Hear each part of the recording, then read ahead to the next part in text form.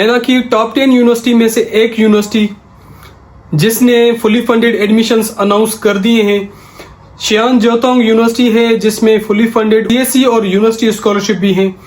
China की top 9 universities में से एक यूनिवर्सिटी और बेहतरीन यूनिवर्सिटी है जिसमें मेडिकल, इंजीनियरिंग, सोशल साइंसेज और ह्यूमैनिटीज के काफी सारे मेजर्स हैं। Hello friends, hope you are doing well. आज हम शियान ज्योतोंग यूनिवर्सिटी के बारे में बात करेंगे, जिस यूनिवर्सिटी में मैं इस वक्त मास्टर्स कर रहा हूं।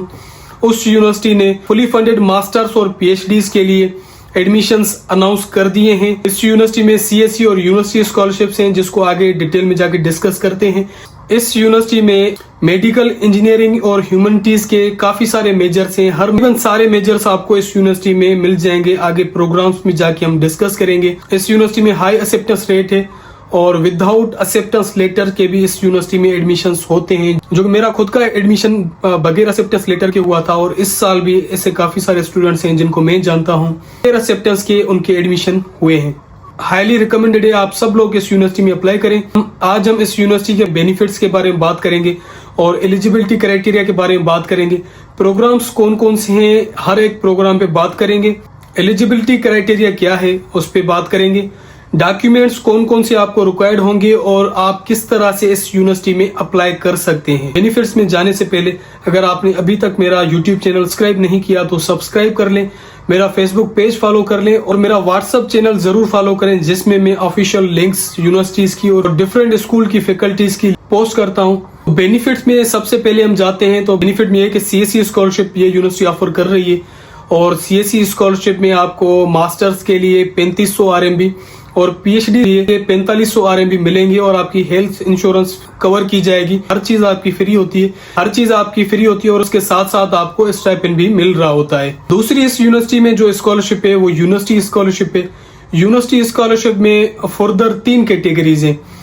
यूनिवर्सिटी स्कॉलरशिप में अगर आपको एक कैटेगरी स्कॉलरशिप मिलती है मास्टर्स के लिए तो आपको 3500 RMB स्टाइपेंड दिया जाता है और पीएचडी के लिए 4500 RMB स्टाइपेंड दिया जाता है। अगर आपको टाइप बी स्कॉलरशिप मिल रही है तो पीएचडी के लिए आपको 3000 स्टाइपेंड पर मंथ दिए जाते हैं और मास्टर्स के लिए आपको 2500 RMB दिए जाते हैं पर मंथ के लिए।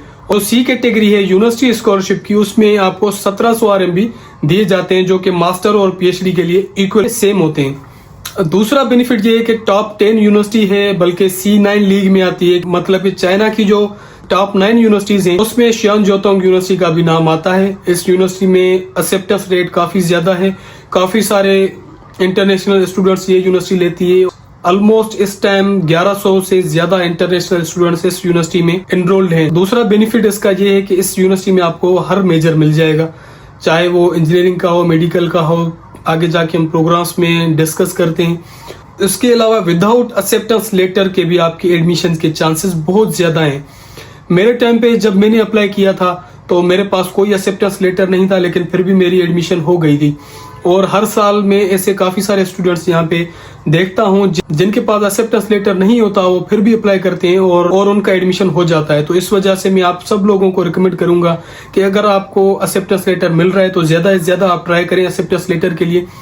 अगर आपको एक्सेप्टेंस लेटर नहीं भी मिल रहा तो आप इस यूनिवर्सिटी को हरगिज स्किप ना करें। क्राइटेरिया पे अगर हम आते हैं तो डिग्री और ट्रांसक्रिप्ट चाहिए होगी अगर आप पीएचडी के लिए अप्लाई करते हैं तो मास्टर्स की, और अगर आप मास्टर्स के लिए अप्लाई करते हैं तो पास बैचलर्स की ट्रांसक्रिप्ट और आपके पास डिग्रीज होनी चाहिए। जो ग्रेड्स की बात है, आपके पास 3 CGPA होनी चाहिए कम से कम, या फिर आपकी जो परसेंटेज है वो 75% होनी चाहिए, तब जाके आप एलिजिबल होते हैं इस यूनिवर्सिटी में अप्लाई करने के लिए। एज लिमिट की हम बात करें तो एज लिमिट मास्टर्स के लिए 35 ईयर्स और पीएचडी के लिए 40 ईयर्स की एज लिमिट है। और इंग्लिश प्रोफिशिएंसी के लिए आपके पास इंग्लिश प्रोफिशिएंसी सर्टिफिकेट काफी, अगर आपका इंग्लिश स्टार्ट प्रोग्राम है तो, या फिर अगर आपका चाइनीज स्टार्ट प्रोग्राम है तो आपके पास HSK 4 होना चाहिए। मिनिमम 180 स्कोर आपका होना चाहिए।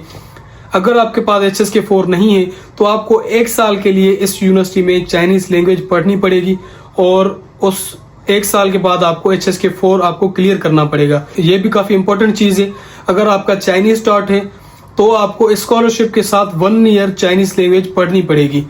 काफी यूनिवर्सिटीज में ये होता है कि ईयर जो होते हैं वो सेल्फ बेस्ड होते हैं, लेकिन इस यूनिवर्सिटी में अगर आपका चाइनीज स्टार्ट प्रोग्राम है या फिर आपकी प्रोफेशनल डिग्री है, तो उस सूरत में आपको 1 साल के लिए चाइनीज लैंग्वेज पढ़नी पड़ेगी, HSK4 पास करना पड़ेगा और इस 1 साल के दौरान आपको स्कॉलरशिप भी मिलती रहेगी।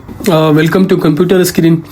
तो जैसे हम गूगल पे आके शियान जाथांग यूनिवर्सिटी लिख लेंगे, तो यहाँ पे हमें देखें काफ़ी सारे ऑप्शंस मिलेंगे और सबसे पहले जो होगा हमें यूनिवर्सिटी के मेन पेज पे लेके जाएगा। और चलते हैं ऑफिशियल पेज पे एंड देन हम प्रोग्राम्स पे जा रहे हैं। तो यहाँ पे सबसे पहले हम स्कॉलरशिप वाला टैब खोलेंगे और उसके बाद हम स्कूल्स वाला टैब खोलेंगे।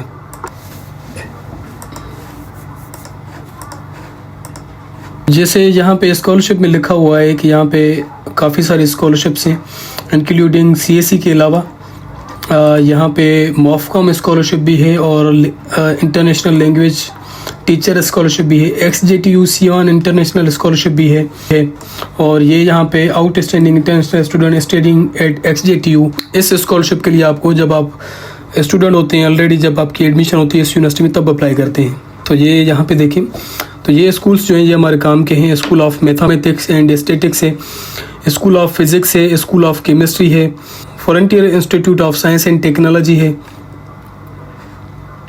और मैकेनिकल इंजीनियरिंग है, इलेक्ट्रिकल इंजीनियरिंग का स्कूल है, school of energy and power engineering है, of electronic and information engineering है। सेकंड पेज पे हम जाते हैं, school of material science and engineering है। तो पहले मैं आपको स्कूल्स बताता हूँ, उसके बाद इसकी फैकल्टी कैसे ढूंढते हैं मैं ये भी आपको बताता हूँ। उसके बाद school of human settlement and civil engineering है, स्कूल ऑफ लाइफ साइंसेज है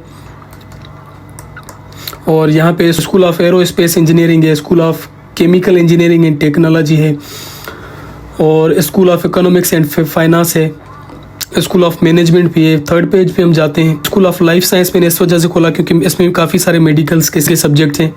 school of public policy and administration है, school of humanities and social sciences है, school of journalism and media है, स्कूल ऑफ मार्क्सिज्म है। अच्छा, school of journalism में काफ़ी सारे चांसेस होते हैं, काफ़ी सारे स्टूडेंट्स होते हैं क्योंकि जर्नलिज्म जो है वो चाइनीज़ स्टार्ट में है और चाइनीज़ स्टार्ट में आपकी एडमिशन होती है तो 1 लैंग्वेज के लिए आपको पढ़ाते हैं और आप HSK4 पास करते हैं। उसके बाद आपकी जो डिग्री होती है, जो आपका मेजर है वो स्टार्ट हो जाता है और जो लैंग्वेज प्रोग्राम होता है वो भी स्कॉलरशिप कवर करता है।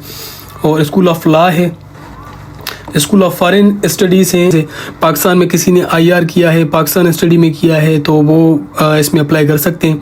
सेंटर ऑफ फिज़िकल एजुकेशन है, सेंटर ऑफ कंटिन्यूइंग एजुकेशन है। पेज 4 पे हम जाते हैं अभी और यहाँ पे देखें डिस्टेंट एजुकेशन स्कूल है, स्कूल ऑफ इंटरनेशनल एजुकेशन है, यहाँ पे IR वाले अप्लाई कर सकते हैं और सोशल साइंसेज वाले सब इसमें अप्लाई कर सकते हैं। और यहाँ पे हेल्थ एंड साइंस सेंटर है, इसमें भी काफ़ी मेडिकल के सब्जेक्ट्स हैं तो मैं ये भी ओपन कर लेता हूँ। School of future technology and modern industries है। तो ये हो गए हमारे सारे मेजर्स। तो जैसे ही हम किसी एक मेजर को ओपन करते हैं तो यहाँ पे उस स्कूल की वेबसाइट दी गई होती है, तो इसको हम क्लिक कर लेंगे तो यहाँ पे पूरी जो स्कूल की जो वेबसाइट होगी वो खुल जाएगी। तो यहाँ पे देखें फैकल्टी एंड स्टाफ लिखा हुआ है, इस पर हम क्लिक करेंगे। देखें यहाँ पे सारी फैकल्टी दी हुई है। फॉर एग्जांपल कोई एक हम ओपन कर लेते हैं, हाँ काफ़ी तकरीबन 40 पेजेस हैं, काफ़ी सारी फैकल्टीज़ है। आप फर्स्ट पेज पे देखें इतनी सारी फैकल्टी है तो आप सोचें सेकंड पेज पे तो ये पूरा चाइनीज़ में, आप इसको इंग्लिश में ये ऑप्शन है, आप इसको क्लिक करें यहाँ पे तो इंग्लिश हो सकता है। अगर इन केस अगर इंग्लिश नहीं हो रहा तो आप इसको जस्ट यहाँ से कॉपी करके गूगल ट्रांसलेटर में जाके आप इसको ट्रांसलेट कर सकते हैं। तो ये रहे शियान जाथांग यूनिवर्सिटी के मेजर्स और किस तरह से आप फैकल्टी ढूंढ सकते हैं। तकरीबन सारे इसमें मेजर्स हैं, इंजीनियरिंग भी मैंने आपको दिखाए, मेडिकल के भी काफ़ी सारे आपको मेजर दिखाए और जो कुछ सोशल साइंसेज जर्नल मेजर्स थे वो भी मैंने आपको दिखा दिए। अब हम डॉक्यूमेंट्स पे आते हैं। तो डॉक्यूमेंट्स में आपके पास CSE का फॉर्म होना चाहिए अगर आप CSE स्कॉलरशिप के लिए अप्लाई कर रहे हैं तो, और आपके पास शियान जाथांग यूनिवर्सिटी का एप्लीकेशन फॉर्म होना चाहिए जो कि आप ऑनलाइन फिल करते हैं। और उसके अलावा आपके पास ट्रांसक्रिप्ट और डिग्री होनी चाहिए, जो आपकी लास्ट डिग्री होती है उसके ट्रांसक्रिप्ट और डिग्री चाहिए होती है। और अप्लाई कर रहे होंगे तब आप डिग्री और ट्रांसक्रिप्ट जो होती है उसकी फोटो कॉपीज नोटराइज करके आप अपलोड करते हैं। आपके पास स्टडी प्लान होना चाहिए मास्टर्स के लिए, और PhD के लिए आपके पास रिसर्च प्रपोजल होना चाहिए। इनकेस समटाइम्स मास्टर्स के लिए भी जब इंटरव्यू आपका हो जाता है तो आपसे रिसर्च प्रपोजल मांगा जाता है। तो मास्टर वाले भी अप्लाई कर रहे हैं तो स्टडी प्लान भले अपलोड कर लें, लेकिन एक साइड आप स्टडी प्लान अपना जरूर बना के रखें। इन केस इंटरव्यू के बाद आपसे मांगा जाता है तो आप वो प्रोवाइड कर सकें। पासपोर्ट होना चाहिए जो कि सबसे ज्यादा मैंडेटरी डॉक्यूमेंट है। 2 रिकमेंडेशन लेटर्स होने चाहिए अपनी यूनिवर्सिटी से, कम से कम असिस्टेंट प्रोफेसर से होने चाहिए और रिसेंट होने चाहिए। अगर आपका 6 महीने से पुराना रिकमेंडेशन लेटर होता है तो ये यूनिवर्सिटी आपको ईमेल करती है और कहती है कि आप अपने नए रिकमेंडेशन लेटर्स अपलोड करें। बेहतर यही होगा कि अगर आप रिकमेंडेशन किसी से लेते हैं तो आप उस पर डेट ना ही लगवाएं। फॉर्म चाहिए होगा आपका, जिसको मेडिकल फॉर्म भी हम कहते हैं, उसको आपने खुद फिल करना है। डॉक्टर से जस्ट साइन और स्टैंप लेना है। एनओसी चाहिए होती है जो कि पुलिस क्लियरेंस भी हम कहते हैं। उसके बाद आपके पास इंग्लिश प्रोफिशिएंसी सर्टिफिकेट होना चाहिए। अप्लाई करने के लिए आप सबसे पहले सीएससी का फॉर्म फिल करेंगे, जो कि मैंने काफी डिटेल में फिल करके दिखाया है। एक स्क्रीन रिकॉर्डिंग की, उसकी लिंक भी मैं डिस्क्रिप्शन में दे दूंगा। सबसे पहले आपने सीएससी फॉर्म फिल करना है। सीएससी फॉर्म फिल करने के बाद आपने वो फॉर्म डाउनलोड करना है। उसके बाद आपने यूनिवर्सिटी का फॉर्म फिल करना है, और यूनिवर्सिटी का फॉर्म जब आप फिल करेंगे तो उसमें आप जब डॉक्यूमेंट्स अपलोड करेंगे तो वहां पे सीएससी फॉर्म का ऑप्शन होगा, या फिर आउटिंग या फिर अदर डॉक्यूमेंट्स का ऑप्शन होगा। वहां पे आप अपना सीएससी का फॉर्म अपलोड करेंगे और आप अपनी एप्लीकेशन सबमिट कर लेंगे। एप्लीकेशन सबमिट करने के बाद इनिशियल रिव्यू जब होता है, इनिशियल रिव्यू जब आप क्लियर कर लेते हैं तो आपसे एप्लीकेशन फीस का कहा जाता है कि आप अपनी एप्लीकेशन फीस पे करें। जब आप अपनी एप्लीकेशन फीस पे कर लेते हैं तो आपकी एप्लीकेशन फर्दर एकेडमिक रिव्यू में चली जाती है।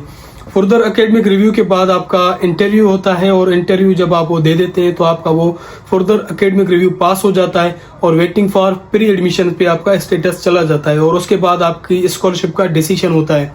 इनिशियल रिव्यू जब आपका क्लियर होता है तो उसके बाद आप एप्लीकेशन फीस पे करते हैं, जो कि 800 RMB होती है और नॉन रिफंडेबल होती है। और डेडलाइंस पे हम आए तो इस यूनिवर्सिटी में अप्लाई करने की डेडलाइन है वो 28 फरवरी 2026 है। समटाइम्स ये डेडलाइन एक्सटेंड करते हैं और समटाइम्स नहीं भी करते। एज सून एज पॉसिबल आप अपनी एप्लीकेशन पुट करें।